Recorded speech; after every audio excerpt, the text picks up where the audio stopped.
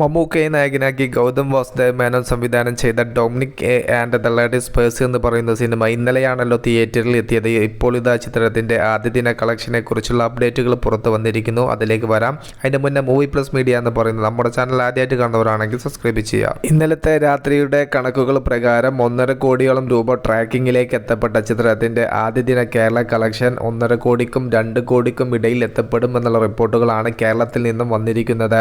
തമിഴ്നാട്, തെലുങ്കാന, കർണാടക എന്നീ ഏരിയയിൽ നിന്നൊക്കെ നല്ല രീതിയിലുള്ള ബുക്കിംഗ് കാര്യങ്ങളൊക്കെ തന്നെയാണ് ഇന്നലെ കാണാൻ സാധിച്ചത്. അതുകൊണ്ട് തന്നെ റെസ്റ്റ് ഓഫ് ഇന്ത്യ കളക്ഷനായിട്ട് സിനിമയ്ക്ക് ഒരു 40 ലക്ഷം 50 ലക്ഷം റേഞ്ചിലുള്ള കളക്ഷനിൽ എത്തിപ്പിടിക്കാൻ സാധിക്കുമെന്ന് വിശ്വസിക്കുന്നു.